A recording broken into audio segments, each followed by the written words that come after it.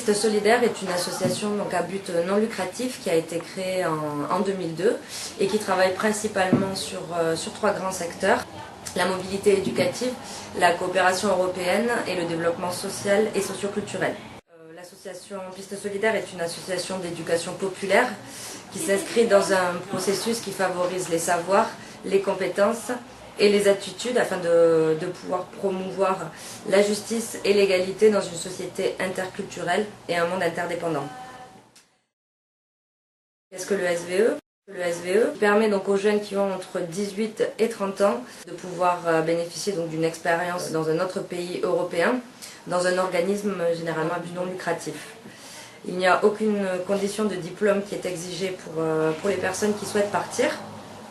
Donc il y a deux formes de SVE. Le SVE court terme, qui est d'une durée comprise entre 2 semaines et 2 mois, et le SVE long terme, entre 2 mois et 12 mois. La durée totale d'un SVE dans sa vie ne peut pas excéder les 1 an. Au niveau des critères pour les jeunes qui souhaitent partir en SVE Monde, la seule différence c'est qu'on demandera une plus grande capacité d'adaptation de ces personnes à des cultures différentes.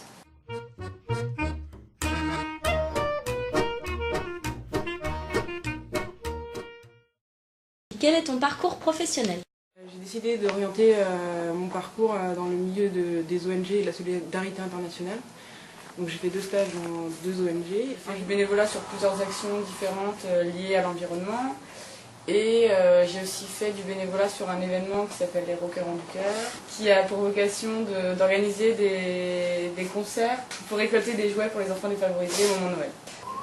Alors j'ai travaillé pas mal de temps dans des entreprises, que ce soit de services ou industrie. J'ai fait un stage de professionnalisation Leonardo da Vinci à Lisbonne, dans une association, et ça m'a beaucoup plu. Donc j'ai voulu continuer l'expérience d'échange européenne. Tu as choisi de partir hors Europe. Pourquoi ? Je voulais vraiment partir, découvrir une autre culture, une autre façon de penser, aller à la rencontre de personnes hors Union européenne. Que souhaites-tu faire au retour de ton SVE ? Je pense que je vais prendre contact avec les assos de ma ville dans un premier temps qui sont tournés vers la solidarité internationale et voir un petit peu ce qui peut être fait avec elles et puis chercher du travail sur mon domaine. Continuer mon parcours dans le milieu des ONG et de la solidarité internationale. Après précisément, je ne sais pas, d'autant que les voyages peuvent changer les perspectives. Je souhaiterais travailler dans la gestion des ressources en environnement. Donc que ce soit au niveau d'ONG ou éventuellement à un niveau international. As-tu des petites peurs avant de partir ? Bah oui, c'est la peur de l'inconnu pour l'instant, mais après, c'est aussi l'excitation. J'appréhende un peu le fait de donner des cours, parce que je ne l'ai jamais concrètement fait, donc j'espère que je serai à la hauteur. Ce sera vraiment la première fois où je pars dans un aussi longtemps dans un pays hors de l'Union européenne. La crainte de ne pas pouvoir m'adapter aussi bien que je l'imagine, en fait, tout simplement. Oui, la peur de ne pas pouvoir bien m'intégrer, la peur de ne pas être à la hauteur aussi quelque part, parce que mine de rien nous sommes volontaires, donc ça implique certaines responsabilités, de ne pas d'être dans une situation d'incompréhension par rapport à la culture asiatique. As-tu des attentes particulières avant ce départ ? Ouais, j'ai envie d'approfondir ma connaissance de l'espagnol comme je disais, et puis c'est aussi un test de voir comment je serai dans un contexte complètement différent et très loin de chez moi, etc. Je pense que tout sera une découverte et c'est un peu l'intérêt aussi de partir dans l'inconnu. C'est un pays que je connais pas du tout, une culture que je connais pas du tout, une langue que je connais pas du tout, donc des attentes, non pas vraiment, j'attends d'être surprise. Oui, réussir mon SVE, réussir mon intégration, trouver des amitiés, des liens dans le travail aussi. Oui, donc je souhaite bien m'intégrer, découvrir la culture chinoise. Je la connais assez bien en théorie de par l'histoire. Je souhaite vraiment la découvrir en pratique. Que penses-tu que cette expérience va t'apporter pour ton parcours professionnel et ou personnel ? Professionnellement, ça va m'apporter plus d'autonomie, je pense, puisque je vais être obligée prendre des décisions dans des contextes un peu particuliers. Ça va m'apprendre aussi la connaissance des structures de solidarité internationale et de développement local. Ça m'intéresse pas mal. Et puis personnellement, je pense que ça va m'aider à mieux le connaître. Professionnellement, de parler 3 langues dans le milieu des ONG, l'anglais, le français et l'espagnol, c'est très important. En plus, ça me permettra d'ouvrir des horizons et personnellement, c'est très enrichissant de rencontrer d'autres personnes, d'autres milieux, d'autres cultures avec des priorités et des attentes de la vie qui ne sont pas les mêmes que les nôtres et qui peuvent permettre de prendre du recul aussi sur notre mode de vie en Europe. Me changer encore, m'ouvrir encore plus mon esprit, de remettre en question des choses, des idées que j'ai sur ce pays, sur le monde aussi, l'intégration encore qu'on peut avoir sur les échanges, comment ça évolue. Tout transformer certainement et gagner encore plus en compétences. Ça va m'apporter énormément aussi au niveau des compétences, aussi au niveau de la polyvalence, pouvoir m'adapter dans un milieu culturel qui n'est pas le mien.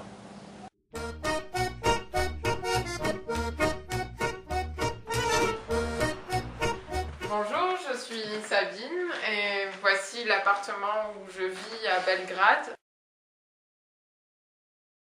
Et voici ma chambre que j'ai partagée pendant 6 mois avec une volontaire portugaise.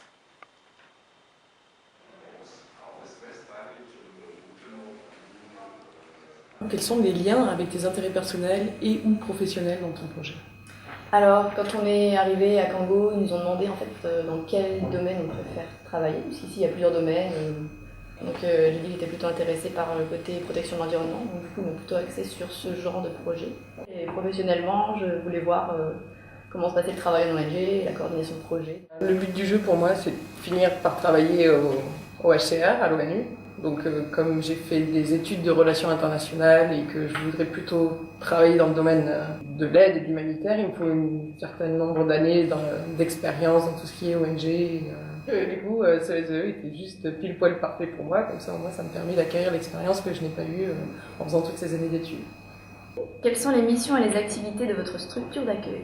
Zigen, c'est une organisation qui s'occupe d'aider les travailleurs migrants, parce qu'il y a pas mal de travailleurs qui viennent d'autres provinces ici à Beijing et qui se retrouvent dans une misère assez incroyable. Donc du coup, Zigen s'occupe de les aider, d'aider leurs enfants en dispensant des cours, en leur donnant des vêtements ou des choses comme ça. Et en même temps, il s'occupe aussi un petit peu de développement de l'environnement, d'aider à ce que les villages puissent se développer plus en harmonie avec la nature. Les missions de Kango, en fait, c'est de coordonner des projets à grande échelle. C'est une ONG assez haut niveau, on va dire, puisqu'elle a plein d'ONG chinoises qui sont membres. Donc, elle aide à coordonner, à mettre en place des projets avec plein d'autres ONG en Chine. Le Centre d'éducation aux médias est une association qui forme les enfants et les jeunes adultes à la production de films d'animation, émissions de radio, émissions de télévision, et qui encourage l'utilisation de ces médias pour la promotion du dialogue interculturel, des droits de l'homme, du volontariat, du développement durable. Quels sont les objectifs de ton SVE et quelles tâches ou quelles activités fais-tu ici? Plusieurs sortes d'activités, il y a eu la traduction, l'écriture de rapports après les conférences. D'abord, j'ai traduit des prospectus de l'anglais au français pour pouvoir prospecter vers des compagnies qui sont plus françaises. Ensuite, je m'occupe de préparer des présentations pour présenter. Enfin, j'essaye de faciliter la communication entre Zigen et les compagnies françaises comme Clarins qui a déjà donné une première fois à Zigen. Ensuite, je travaille pour Shaliwen, qui est une organisation qui s'occupe d'enfants sourds. Et pour eux, j'essaye de monter un projet de service volontaire européen. Je participe à l'animation d'ateliers pour enfants. Je participe à la production d'une émission de radio. Je documente les activités de l'association au travers d'un blog. Penses-tu avoir trouvé ta place au sein de ta structure d'accueil? C'est pas évident de trouver sa place et il faut beaucoup de temps et beaucoup de patience. Voilà. Je pense petit à petit avoir trouvé ma place au sein de l'association. Par exemple, je prends souvent en charge la rubrique culturelle de notre émission de radio. Quels sont les challenges pour s'intégrer dans ta structure d'accueil et la communauté locale? Le plus gros des challenges, c'est la langue, forcément, vu que je ne parle pas du tout chinois. Maintenant, je sais juste commander l'addition, donc c'est pas évident. Je dois reconnaître que la communication n'est pas toujours aisée au sein de l'association. J'ai parfois un peu de mal à comprendre ce qu'on attend de moi ou vice-versa, à me faire comprendre et à faire comprendre quelles sont mes attentes. Nous n'avons pas toujours la même conception du travail ou n'attachons pas toujours la même importance aux mêmes choses. Je dois reconnaître que j'ai mis pas mal de temps avant de m'intégrer à la communauté locale. Peut-être parce qu'on a tendance à se retrouver entre volontaires, nous vivons ensemble, nous travaillons ensemble et nous sortons avec les copains des copains qui restent des étrangers. Mais petit à petit, je commence à parler un peu plus aux volontaires ici présents dans l'association, des volontaires serbes je veux dire, et puis le printemps aidant, on sort un peu plus, donc on rencontre un peu plus de monde. Et pourrais-tu partager une expérience ou une anecdote sur ta vie ici? Je suis passée à peu près 3 fois dans l'avenue où j'habitais quand j'étais à Sienne, j'ai vécu à Sienne pendant 9 mois. Et en fait l'avenue où j'habitais a tellement changé que même en étant passée 3 fois dans la rue, j'ai pas réussi à trouver l'entrée de ma résidence, j'ai pas reconnu en fait où j'habitais. Et c'est pour dire à quel point la Chine change. Voilà, je sais pas où j'habitais, j'ai pas pu le trouver. L'un de mes bons souvenirs restera un voyage en train de nuit que j'ai fait entre Sofia et Belgrade. On était dans un compartiment de 6 personnes, il y avait 3 Bulgares, 2 Serbes et moi-même. Et puis on s'est mis petit à petit à mélanger un petit peu de serbe, de bulgare, d'anglais et même de français et à converser pendant 2-3 heures. C'était un long voyage et ça illustre l'état d'esprit ici. Les gens vont facilement vous parler de tout et de rien et vont être contents si vous dites 2-3 mots dans leur langue, ils vont être tout sourire et quelques-uns vont même préférer le français à l'anglais. Quel bilan fais-tu de cette expérience? Magnifique, magique en niveau humain. C'était juste génial. J'ai appris énormément. J'ai découvert un pays que je ne connaissais pas, un continent que je ne connaissais pas, des gens super et voilà. Et en termes professionnels aussi parce que l'organisation avec laquelle je travaillais était vraiment très bien organisée et montait des projets vraiment intéressants. Au Népal, ça c'est long. Alors du coup cette expérience au Népal, elle fut super intéressante parce que justement donc j'ai travaillé dans l'enseignement, donc on enseignait les droits de l'homme. J'ai essayé de leur apprendre un petit peu le français, mais un tout petit peu, c'est très dur pour eux. Mais sinon on leur apprenait l'anglais et puis on apprenait un peu le népalais un petit peu aussi, donc ça c'était très bien. Sinon on apprenait aux enfants handicapés, du coup pour les handicapés qui ne pouvaient pas trop bouger et tout, on apprenait à les masser, on apprenait à les aider à bouger, à manger, à se laver, à n'importe quel type d'activité. Du coup c'était assez intéressant. Et ça m'a donné l'envie de travailler vraiment auprès d'enfants. Du coup, ça m'a vraiment concrétisé mon projet professionnel. Je me suis dit, en fait, Jorik, tu es fait pour ça. Enfin, ça marche à l'étranger. En plus, tu parles pas leur langue et tout ça. Donc, du coup, ça m'a vraiment convaincu. Qu'est-ce qui a fonctionné dans ta mission? Tout a très bien fonctionné puisque j'ai participé donc à tous les projets éducatifs qu'ils ont mis en place, enfin qu'ils mettent en place tous les ans. Et j'ai moi-même eu la possibilité de monter aussi mon propre projet. J'ai enseigné le cirque pour les enfants handicapés et c'était impressionnant. J'étais impressionné de la qualité qu'ils ont et comme quoi on pourrait croire que les enfants handicapés ne sont pas vraiment capables de faire du cirque, mais ils sont capables de tout n'importe quoi. Qu'est-ce que tu as appris au cours de ton SVE? J'ai amélioré mes capacités d'expression orale et de capacité d'écoute, d'adaptation. Plein de choses sur la gestion de projet en général dans le pays. J'ai appris déjà l'anglais plus professionnellement du coup. Et puis même j'ai appris simplement à m'adapter aux situations. Et puis j'ai aussi appris à combattre les maladies. Je trouvais ça très bien. Un peu dur mais très bien. Quelles compétences tu as pu acquérir? comment intervenir auprès de lycéens, de jeunes, comment les former, comment enseigner ma propre langue, comment fonctionnent les organisations en Argentine, le système associatif, enfin, le monde associatif, tout ça.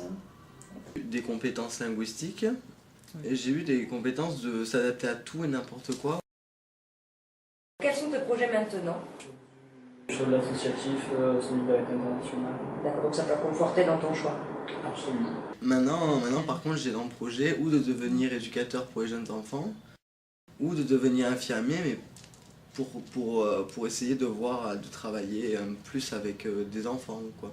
Essayer de voir ça. Avant, je travaillais avec des personnes âgées, et ça me plaisait énormément, ça me plaisait tout à fait. Et puis je m'étais dit, non mais je pense pas que je sois capable de travailler avec des enfants ou quoi et tout. Et le fait d'être parti en Inde et au Népal avec des enfants et qu'avec des enfants, ben, je trouvais ça super intéressant et ça m'a donné l'envie et le power de tout faire. Quel est le plus grand challenge pour se réintégrer au retour de SVE? Arriver à trouver une activité, un travail. Valoriser ce qu'on a fait, parce que c'est un volontariat et voilà, essayer de faire entendre que ça peut être professionnel, mais je crois que c'est pas encore gagné ici. En court terme, ça va, on subit pas trop le mois, mais en long terme, par contre, on a 5 mois, donc on a l'impression d'être identifié à Katmandou. Et du coup, de rentrer en France, c'est un peu dur, mais il faut du temps, et comme on dit, avec le temps, on y arrive du coup. Et je suis arrivé à me remettre et à me retrouver un travail et me remettre comme il faut.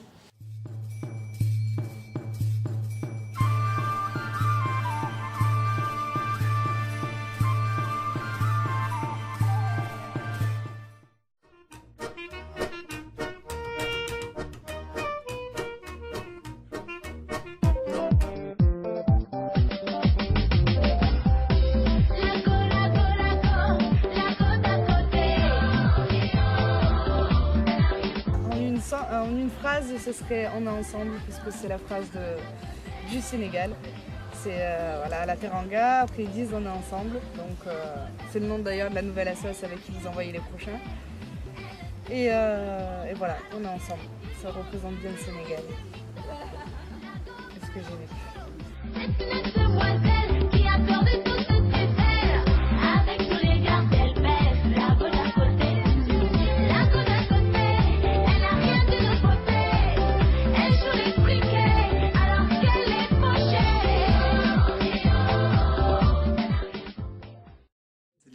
Faut pas qu'il s'arrête du tout. Faut qu'il continue, je pense, à aider les volontaires à partir. Et parce que justement, ça rend le monde meilleur. Donc c'est une bonne chose qu'ils font. Et vous arrêtez pas.